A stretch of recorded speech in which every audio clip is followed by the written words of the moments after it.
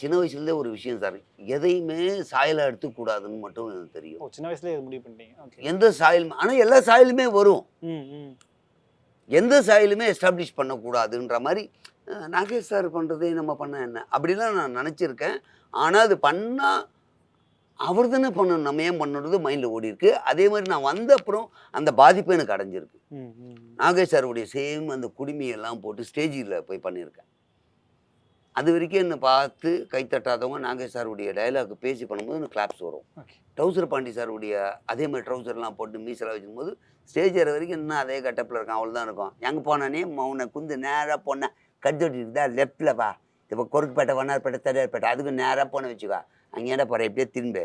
இங்க ஒண்ணு தலைவர் சமாதியில ஜோதி ஒண்ணு எண்ணிக்கினே இருக்குதுப்பா. அதுக்கும் அப்படி வந்து வச்சுக்கோ. All India radio. இதுக்கு இப்படியா வந்து வச்சுக்கோ. ஐயப்பன் கோயில் ஒண்ணு கட்டியிருக்கான் பாரு. நான் வேல கும்பிட்டுக்கிட்டா பேமானி. இது பேசும்போதும் அப்படியே கை தட்டுவாங்க. நல்லா இருக்கு சார். அதே மாரி பேசுறீங்க. உடனே கை தட்டின உடனே, என்னது இது நமக்கு விழுந்த கைத்தட்டல்ல. டவுசர் பாண்டி சாருக்கு விழுந்தது. பாரி வெங்கட்டுக்கு விழுந்தது.